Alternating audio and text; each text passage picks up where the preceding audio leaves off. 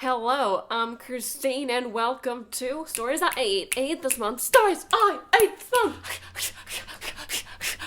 Off the hook, but the phone never rang. Beast on the beats, no claws, no fangs. If you're new to Stories I Ate this month, at the end of every month, I set up the camera, I talk to you about all the different stories I ate this month, all the movies, the shows, the books. I watch them and rate them so that when you need something to watch or read and you don't know what to watch or read, I'm here for that. To give you some options, to share some thoughts. So we're already done with February. It is March, and it's been a terrible reading month for me. I watched a shitload of movies, so that's exciting. And I watched some TV, but one book.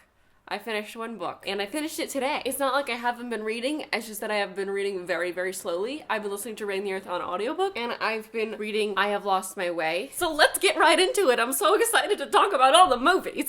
Bring your crew, invite the whole gang. I'm gonna start with the sole book I read this month. So Rain the Earth was our February BOOKSPLOSION book of the month. This month we were working with Bloomsbury. We follow a girl who's turned 17. She's part of this nomadic desert clan, and they've been at war with the adjacent country for a very long time. The king of that country needs to be married. This daughter volunteers to marry him so that their two countries can be at peace. It's a huge deal. Their country is completely different. She's never met him, but she's incredibly brave and incredibly selfless. This king has been committing genocide on these people who have elemental abilities called the Elemente. At the time where she's marrying him, she doesn't think she's an Elemente, but she is. And if her husband were ever to find out, he would kill her. And we move forward from there. This book was a roller coaster. It was extremely well written. I really loved the family aspect and how much Shalia, our main character, loved and cared for them. And her journey throughout the book is really, really powerful. All the characters felt really real and tangible. And I think the author did a really great job dealing with the different issues that she did present in the story. The blurbs on the back were extremely accurate. A manifesto of female strength. I was thoroughly impressed, and I'm really glad it was our February book of the month. If you typically have no patience when it comes to getting into fantasy novels, because Rain the Earth is a fantasy, the audiobook is a great option. I've been having a hard time sitting down and just like focusing on one thing. It was really easy to get into the book, which is always a giant plus when it comes to a fantasy novel. It's always kind of nerve-wracking to start one because you're like, is it gonna take me 100 pages to fall into the story? And with Rain the Earth, it took me a chapter. Next, the first TV show I ended up watching this month was Peaky Blinders, and Tommy Shelby just took my heart. My time with Peaky Blinders was intense. It was 2 solid days. It was 3 solid days? 4 days? 3? It was 3 solid days of just Peaky Blinders. I really just dove in. So I watched season 1 and 2, and I watched the first couple episodes of season 3. I needed to take a break. My heart needed a break, but also I was having nightmares. I was in the Peaky Blinders, and I had to do some shit. I mean, it definitely gets an A+, the first 2 seasons. The Peaky Blinders are a gang in Birmingham, England. It takes place in 1919. It's full of morally grey characters. Thomas Shelby, who runs the Peaky Blinders, he's a good guy, but he does bad things. And there's nothing more endearing than a good guy that feels like he has to do bad things to take care of his family.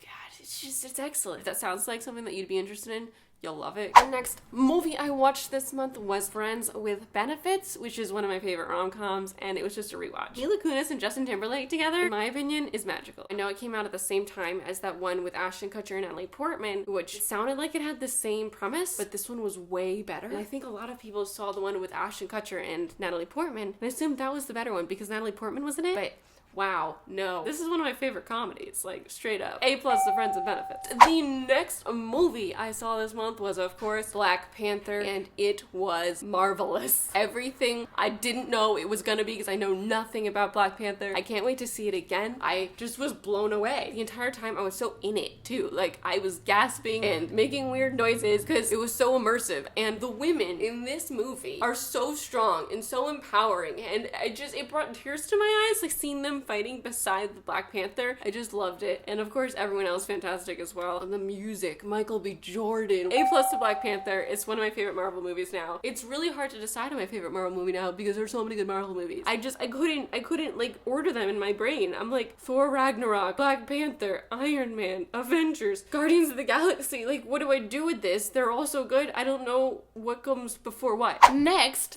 movie I watched this month was a rewatch of an Oscar film from last year, Arrival. which I thoroughly enjoyed a second time. It's one of my favorite alien invasion movies. The themes and the storyline running through it is just so powerful and relevant and well done. It's Amy Adams and Jeremy Renner. The score complements the story so well. Everything is great. Arrival definitely has an A. So about halfway through the month, I realized that all the early Batman were on Netflix. I don't remember those Batmans, but my dad had them on VHS, so we watched them. Everyone always talks about the first Tim Burton Batman, 1989 Batman. So one night I was doing laundry and I decided, like, I'm gonna put on Batman. And boy, was it a treat. I had so much fun. Not only just like watching it, but kind of tearing it apart. My Batman movies, really, if we're gonna say like my generation of Batman movies, was Christopher Nolan. Christopher Nolan is a Batman genius. His movies are so phenomenal that the start of 1989 Batman was jarring because it was just like, whoa, we're just like on a set. And Christopher Nolan's films are so real and gritty and grounded. It was also really interesting watching it and hearing these lines that I've just heard referenced throughout my life. The woman in this movie, the female journalist character, just, oh god, on my last nerve. They made her so stupid and so useless. Oh, it was making me so mad. Like, they made it out like they wanted her to be a smart person, but then she wasn't at all. Like, she was just there. There's this point where Batman's like, how much do you weigh? And I'm like, did Batman really just ask her how much she weighs? This whole fight goes down and he puts her on one of his bat things that shoots up so she's out of the way. And afterward, after this giant fight and everything went fine and they're leaving, he's like, you weigh a little more than that. That was unnecessary. Hazel. 1989 Batman gets a C from me. After that, I was like, I want to rewatch all the Batmans. Then I watched Batman Returns, which is the second Tim Burton film that came after 1989 Batman. And this was so much better than the first one. It was really Tim Burton in the best way. Like, honestly, I think this is my favorite Tim Burton movie that I've ever seen. The tone was perfect, and the shots were all really nice. The theatricality of it stayed consistent throughout the entire film, which was a problem in the first Batman because sometimes it was grounded, but sometimes it was super theatrical, and it kind of rubbed me the wrong way. Everything flowed so smoothly in Batman Returns. I really enjoyed Michelle Pfeiffer's character, Selena. Like, I loved seeing her as a human, and then seeing her as Catwoman was really fun. I liked how sassy she was and strong she was.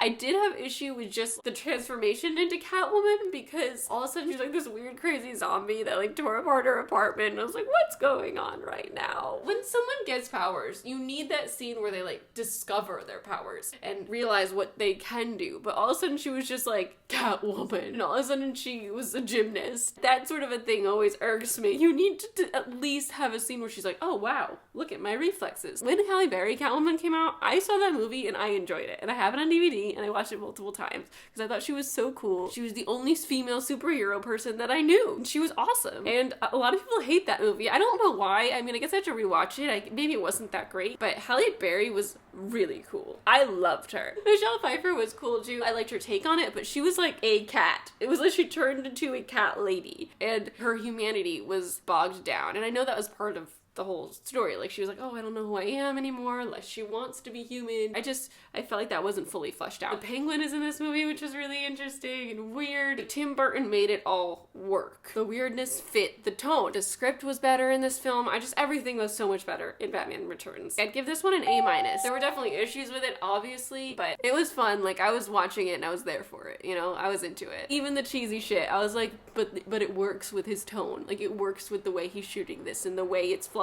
It's working. After that, I tried to watch Batman and Robin, which is George Clooney as Batman. The previous Batman was Michael Keaton that I was discussing. I fell asleep 50 minutes in. I wanted to watch it so I could like know all about it, but I couldn't take it more than 50 minutes. I had to turn it off. I was watching with Natasha. This was her favorite one as a child, and I could see as like a kid, as a little kid, you could be entertained by this. But honestly, the opening shots looked like a parody. There's like close-ups of Batman and Robin's ass and them pulling on these weird rubber suits, and there are sound effects. The first line is when they're standing in front of the Batmobile. Robin, he's like, I want a car. Chicks dig a car.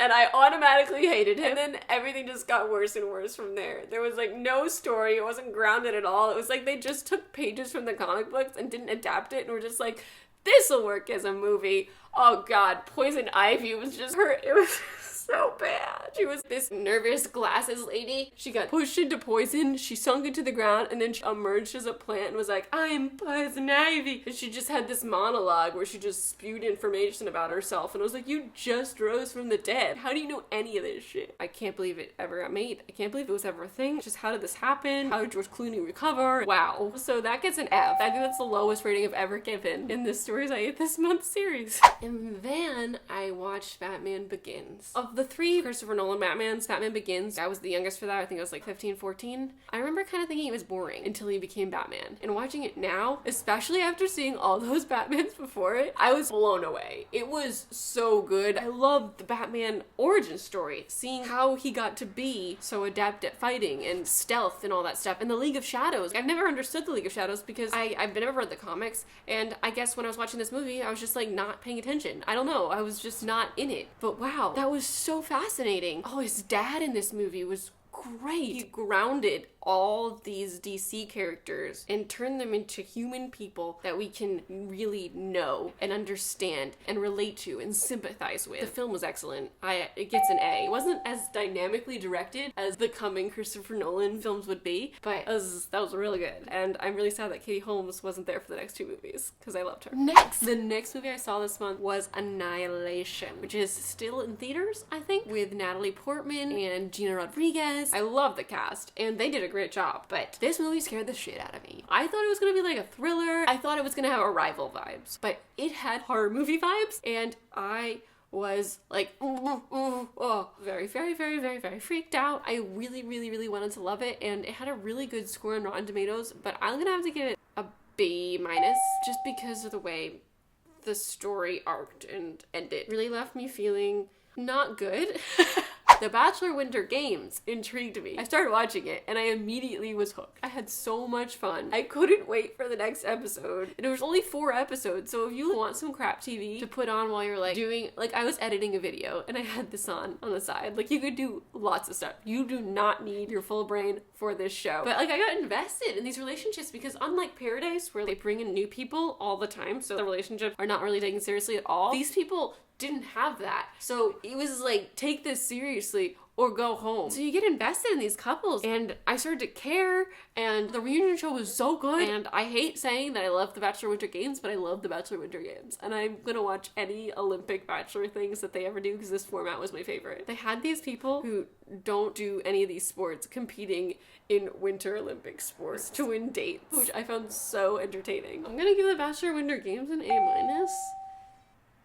I know that sounds really weird, but my enjoyment level was high. As far as good TV this month, I watched Good Girls Revolt, which is on Amazon Prime. It only got 1 season, and it was so excellent. The first season is a full arc in itself, so you can watch it. And you're gonna be sad that they didn't get a second season, but it's worth the watch. It takes place in 1969, and it's about these women working at News of the Week. Each of them is paired with a reporter, and they write articles together. But the men are the only ones that are allowed to write the articles. They get the credit for the article, and they're called reporters. But the women that are paired with them are doing the same amount of work, are writing the articles with them, and they're not allowed to be reporters. It's about them working together in this office to change that. I just loved watching it. Definitely an A for Good Girls Revolt. I saw Call Me By Your Name this month because I needed to see that before the Oscars. I really enjoyed the relationship between Elio and Oliver. The bond that formed between them was so genuine and tender and sweet. I really loved the way it built and the back and forth they had. And oh my god, Elio's dad was phenomenal. I think the film never ended, and I kept waiting for it to end. And I was like, oh, this is a beautiful shot to end on. And then it didn't end. And then there was like another end. And then there was another end. And then there was another end.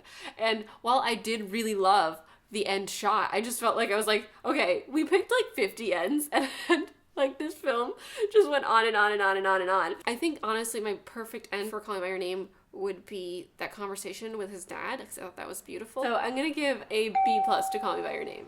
And the last movie I watched this month was The Disaster Artist with James Franco and his brother. I wanted to watch this for the Oscars, and while I could appreciate the film and the story it told, it wasn't my favorite because I feel like Tommy didn't actually have a full arc. Like, he didn't change much, he didn't grow much by the end, and I understand it's based on a true story and blah blah blah, but I just wanted more. I wanted more from it. So I'd give this movie me a B. Those are all the stories I ate this month. That was a lot. Like, that was a lot of movies. I didn't get to see all the Oscar films. I have 2 left. I'm disappointed, but like, I did pretty well. I think I did pretty well. By the time you see this, the Oscars already happened, but I am pumped right now. I'm hoping to read more books next month, finish more books at least. I'd love to hear what your favorite story was that you ate this month. I'd love to hear your thoughts on anything else that I talked about today. I'm Christine. I make videos every Tuesday. I'm at XTeenMay on Twitter and Instagram. I'll see you next time. Thanks for watching. Goodbye.